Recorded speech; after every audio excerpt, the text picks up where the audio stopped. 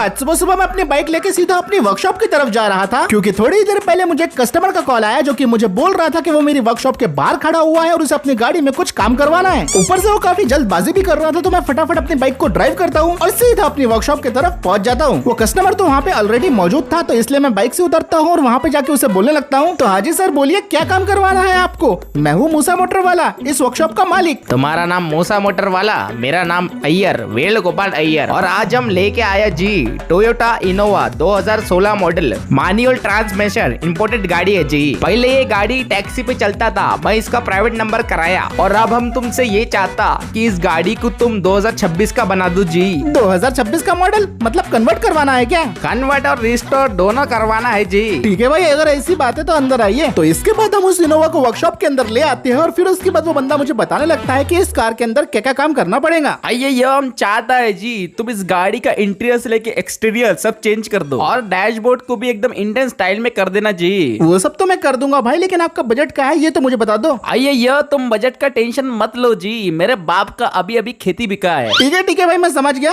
चलो मैं गाड़ी को थोड़ा सा चेक कर लेता हूँ। अब मैंने गाड़ी का इंस्पेक्शन करना शुरू कर दिया था और देख के तो ऐसा लग रहा था कि गाड़ी के अंदर अच्छा खासा काम है। इसका ओरिजिनल पेंट पूरी तरीके से उड़ चुका था, टायर्स की हालत खस्ता थी और गाड़ी पर काफी जगह डेंट्स और स्क्रैचेस भी थे। अब सारी चीजें चेक करने के बाद मैं गाड़ी के ओनर को बोलने लगता हूँ, सर मुझे इस गाड़ी की एक बार टेस्ट ड्राइव लेनी पड़ेगी, तभी मालूम पड़ेगा इसके इंजन में भी काम करना पड़ेगा या फिर नहीं। वो मुझे टेस्ट ड्राइव लेने के लिए ठीक है बोल देते हैं और उसके बाद मैं गाड़ी में बैठता हूँ, गाड़ी को स्टार्ट करता हूँ और गाड़ी जैसे ही स्टार्ट हुई तभी मुझे मालूम पड़ गया था कि इसके अंदर कोई ना कोई मेजर इशू है, क्योंकि इंजन से खड़खड़ाने की आवाज आ रही थी। लेकिन इतनी जल्दी कुछ भी कहना ठीक नहीं होगा, इसलिए मैंने गाड़ी को घुमाया और सीधे गाड़ी को लेकर वर्कशॉप से निकल पड़ा। मेरी वर्कशॉप के पीछे ही वाले रोड में मैं इस गाड़ी को टेस्ट करने लगा, लेकिन जैसे ही इस गाड़ी को लेकर सीधा मैं रोड पे उतरा तभी से इस गाड़ी के फॉल्ट मुझे नजर आने लगे। गाड़ी लिटरली पिकअप पकड़ ही नहीं रही थी। फुल एक्सेलरेटर दबाने के बावजूद गाड़ी 40 के ऊपर स्पीड अपनी बढ़ा ही नहीं रही थी। अब इसके सेंसर खराब है या फिर टर्बो फिल्टर में कोई इशू है ये तो मैं नहीं जानता था, लेकिन गाड़ी का पिकअप पूरी तरीके से गिर चुका था। एसी तो बिल्कुल भी चिल नहीं कर रहा था और डीजल गाड़ी होने के बावजूद इसका 8 का माइलेज मिल रहा था और इंजन से काफी ज्यादा रैटलिंग नॉइज आ रही थी। और ये ड्राइव करने के बाद मुझे समझ में आ गया था कि इस गाड़ी के साथ अब मुझे क्या करना है। अब मैं इस कार को लेके वापस से वर्कशॉप में आ गया था। फिर उसके बाद मैं इस कार के ओनर के पास जाके सीधा उससे बात करने लगता हूँ, देखिए सर मुझे गाड़ी चला के मालूम पड़ा कि गाड़ी में इंटीरियर एक्सटीरियर के अलावा इंजन का भी काफी सारा काम है। इंजन को ही ठीक करने के लिए कम से कम 2-3 लाख रुपए का खर्चा है सर, और काफी सारे पार्ट्स भी मंगवाने पड़ेंगे। देखो जी मिस्टर मूसा, मेरा बजट 12 लाख रुपए का है। अब उसमें तुम क्या करते वो हमको नहीं मालूम जी, बस हमको हमारी गाड़ी नई नवीली चाहिए। और हाँ, एडवांस के नाम पे मैं तुम्हें अभी 50% पेमेंट डाल देता हूँ जी। और ये लो जी, मैंने पैसा डाल दिया। और मूसा भाई मैं आता हूँ 2 हफ्ते बाद गाड़ी लेने के लिए, जब तक गाड़ी बना देना जी। सर 2 हफ्ते के हिसाब से इस गाड़ी के अंदर बहुत सारा काम है।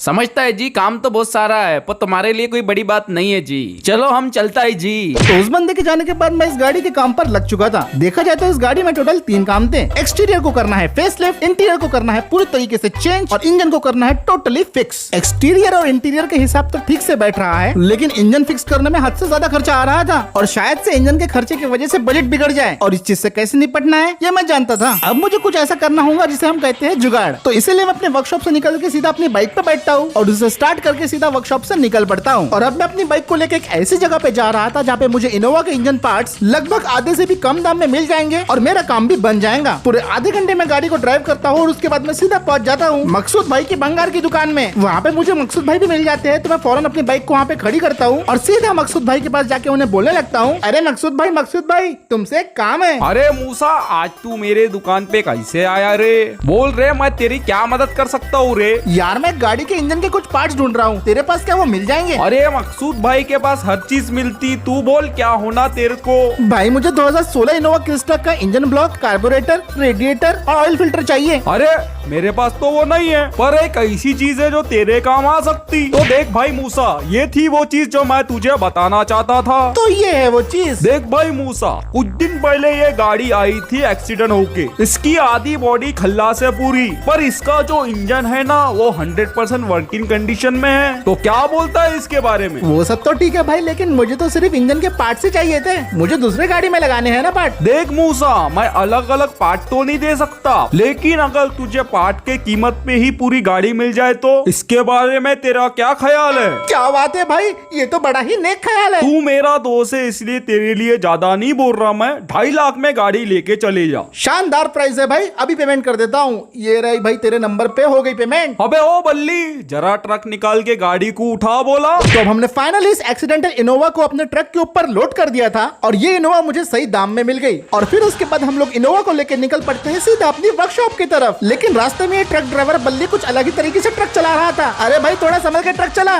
पहले ही एक्सीडेंटल इनोवा है, दोबारा एक्सीडेंट मत करना इसका। लेकिन हम कितना भी बोल रहे हैं, ट्रक ड्राइवर्स कभी किसी की सुनते हैं क्या। अब जैसे तैसे करके फाइनली आधे घंटे के बाद इस एक्सीडेंटल इनोवा को हम अपने वर्कशॉप के अंदर ले आते हैं। और जैसे ही ट्रक वर्कशॉप के अंदर गया तब जाके मेरी जान में जान आई। अब वर्कशॉप में दो इनोवा आ गई थी, एक जिससे मुझे सामान निकालना है जबकि दूसरी वाली में मुझे सामान लगाना है। ये काम जितना आसान दिख रहा है उतना होने नहीं वाला। कई बार पार्ट्स की प्रॉपर फिटिंग नहीं होती, छोटे छोटे बम्पर गैप की वजह से काफी सारी दिक्कतें हो जाती है। और क्या पता एक्सीडेंटल इनोवा की सारी चीजें ठीक हो या ना हो, इसमें फिट होंगी या फिर नहीं। और ये सब तो अब तभी पता चलेगा जब मैं इसके ऊपर काम करना शुरू करूंगा। तो चलिए अब रिस्टोरेशन शुरू करते हैं। सबसे पहले बारी थी गाड़ी का दिल यानी कि इंजन रिप्लेसमेंट की। इस एक्सीडेंटल इनोवा का बोनेट तो खुल ही नहीं रहा था, जिसके लिए मुझे अजीबोगरीब तरीके अपनाने पड़े और फाइनली इसका बोनेट खुल भी गया। इंजन निकाला और जिस इनोवा को हम बना रहे थे फिर उसके अंदर आराम से हमने इसके इंजन को फिट कर दिया। इंजन के सारे पार्ट्स रिप्लेस होने के बाद ऑलमोस्ट ये गाड़ी चलने के लिए तैयार लग रही थी। लेकिन अभी तो बहुत सारा काम बाकी था मेरे दोस्त। इसके बाद हमने गाड़ी के इलेक्ट्रिकल्स पे काम करना शुरू कर दिया और सबसे ज्यादा मेरी हालत इसी में टाइट हो गई थी क्योंकि इसके अंदर की वायरिंग इतनी ज्यादा कॉम्प्लेक्स थी तो मेरे पसीने छूट गए थे। ऊपर से मुझे कपलर टू कपलर वायरिंग का ध्यान रखना पड़ रहा था क्योंकि वायरिंग के मामले में जुगाड़ नहीं कर सकते वरना गाड़ी के अंदर आग लग जाएंगी। इलेक्ट्रिकल सिस्टम को फिक्स करने के बाद अब बारी थी गाड़ी के अंदर छोटे मोटे डेंट्स को फिक्स करने की।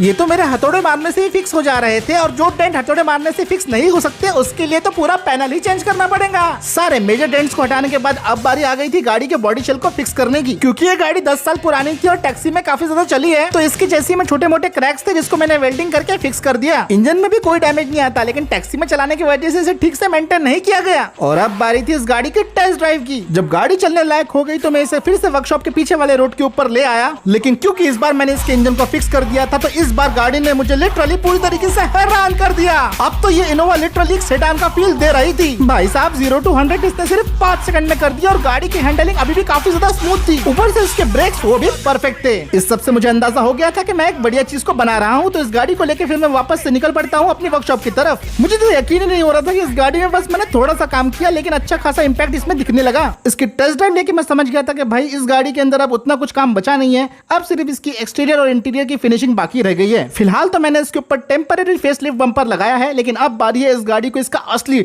2026 लुक देने की और इसमें तो अब बहुत ही ज्यादा मजा आने वाला है। तो अब इस गाड़ी पे काम करते हुए हमें पूरे 2 हफ्ते हो गए थे और फाइनली ये गाड़ी पूरी तरीके से बनकर तैयार हो गई थी। फाइनल लुक देखने से पहले दोस्तों अगर आप एक इनोवा लवर हो तो वीडियो पे लाइक जरूर कर देना और अगर स्कॉर्पियो लवर हो तो कमेंट भी कर सकते हो। और इसी के साथ पेश है 2026 Toyota Innova Crysta top of the line variant. सबसे पहले तो हमने इसका फ्रंट लुक पूरी तरीके से चेंज कर दिया है। 2026 मॉडल के बम्पर, ग्रिल और लाइट्स लगवा दिए गए हैं। साइड लुक की बात की जाए तो 18 इंच के alloy wheels, foot step, door visor और डोर क्लैडिंग सब लगा दिया गया है। पीछे के लुक को इनहांस करने के लिए डार्क क्रोम गार्निश और बम्पर प्रोटेक्टर का इस्तेमाल किया गया है और कस्टमर की डिमांड के मुताबिक हमने पूरा इंटीरियर चेंज कर दिया है। 2026 स्टाइल डुअल टोन इंटीरियर हमने इसमें अप्लाई किया है। टैन और ब्लैक का परफेक्ट कॉम्बिनेशन गाड़ी के इंटीरियर में 4 चांद लगा देता है। बोले तो एकदम प्रीमियम वाइब्स। बोनेट के ऊपर स्पोर्टी लुक के लिए हुड स्कूप भी ऐड कर दिया और इसका ऑफिशियल व्हाइट कलर हमने इसे दे दिया जिससे इस गाड़ी की खूबसूरती में 4 चांद लग जाते हैं। गाड़ी अब पूरी तरीके से मालामाल तैयार हो चुकी थी और अब बारी आ गई थी इस गाड़ी की डिलीवरी कस्टमर को देने की। लेकिन बस उम्मीद है कि कस्टमर को भी ये गाड़ी उतनी ही पसंद आए। कस्टमर तो डिलीवरी के लिए यहाँ पे नहीं आने वाला तो मुझे कस्टमर के पास जाके इस गाड़ी को डिलीवर करना होगा और इसी बहाने मुझे इस गाड़ी की एक और बार टेस्ट ड्राइव मिल जाएंगी क्योंकि वो क्या है ना, अपने हाथ से रिस्टोर की हुई गाड़ियों को चलाने का मजा अलग ही होता है। और ये हो गई गाड़ी स्टार्ट। भाई साहब इसका फील तो कुछ अलग ही लग रहा है। चलो अब थोड़ा म्यूजिक बजाते हुए इस गाड़ी को डिलीवर करके आते हैं और बस इसी के साथ मैं इस इनोवा को लेके अपनी वर्कशॉप से निकल पड़ता हूँ। गाड़ी अभी तो फिलहाल चलने में काफी ज्यादा स्मूथ थी और इंजन नॉइज तो लिटरली ना के बराबर थी। और जैसे इस गाड़ी को लेके मैंने मेन रोड पे आया तो इसने अपना जलवा दिखाना शुरू कर दिया। पिकअप तो ये बस यूं पकड़ रही थी चुटकी बजाते हुए। ओवरटेक करने में आसान, पावर की कोई कमी नहीं, यही है असली इनोवा 2.7G। हैंडलिंग एकदम जबरदस्त और बिल्कुल फास्ट पिकअप पकड़ रही थी गाड़ी। और ये मेक श्योर करने के लिए कि सारी चीजें परफेक्टली काम कर रही है या फिर नहीं, मैंने उसके लिए गाड़ी को आड़ी टेढ़ी भगाना शुरू कर दिया। लिटरली ड्रिफ्ट मारते हुए मैं इस गाड़ी को चला रहा था लेकिन मजाल है गाड़ी ने 1 सेकंड के लिए भी अपना कंट्रोल खोया हो।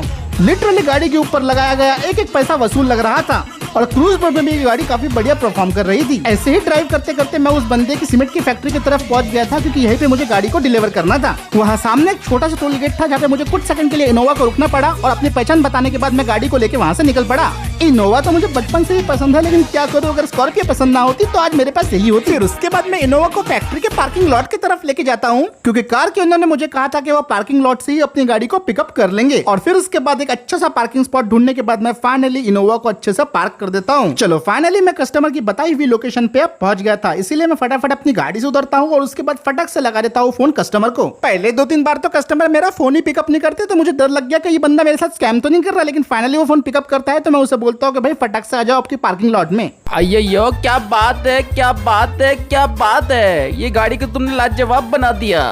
एक बात सच सच बताओ जी, कि ये गाड़ी वही थी जो हम तुम्हारे पास छोड़ के गया था? क्योंकि हमको तो ये बिल्कुल भी वो नहीं लगता। तुम तो इसका पूरा हुलिया बदल दी जी। वो क्या है ना सर, मैं अपने कस्टमर डिमांड्स को हमेशा पूरी करता हूँ। तो जैसे कि आपने कहा था 2026 का फेसलिफ्ट दे दिया है, इससे सारी एक्सेसरीज लगा दी है और साथ साथ मैंने इसका इंटीरियर भी चेंज कर दिया है। और ये बात ध्यान रखना, सारी कपलर टू कपलर वायरिंग है। अरे मूसा भाई तू तो लाजवाब है, दे ताली। अरे अरे शुक्रिया सर जी, वैसे मुझे आपकी गाड़ी पे काम करके बड़ा मजा आया। हम ना चेन्नई जाकर सबको बताएंगे कि मूसा भाई सबसे अच्छा मॉडिफिकेशन करता है जी। और हाँ जी, मैं तो भूल ही गया था, आपके पैसे मार देता हूँ आपके, ये लो पैसे। आज तो मेरा भी बच्चा खुश हो जाएगा जी। थैंक यू मूसा जी। मुझे मेरा बेटे का गाड़ी भी करवाना है, वो भी कर दोगे क्या जी? अरे बिल्कुल सर, बस अब गाड़ी वर्कशॉप में लेके तो आइए, फिर देखिए जलवा। ठीक है मूसा भाई, हम चलता है और अपने बच्चे का गाड़ी जरूर लेके आएगा। अरे वाह वाह, टोयोटा का क्या इंटीरियर है, मैं चलता हूँ जी। तो चलो यार, क्रिस्टा पे जो हमने काम किया वो कस्टमर को कुछ ज्यादा ही पसंद आ गया। उम्मीद है ऐसे काम मेरे आते रहेंगे। तो इसी के साथ दोस्तों आज का वीडियो यहीं पे खत्म करते हैं। वीडियो पसंद आया तो वीडियो पे लाइक कर दो, शेयर कर दो। चैनल को देख रहे हो पहली बार तो सब्सक्राइब करना बिल्कुल भी मत भूलना। वीडियो थोड़ा सा लेट हो गया, उसके पीछे कुछ रीजन था, लेकिन भाई अब से वीडियो काफी ज्यादा जल्दी आने वाले हैं।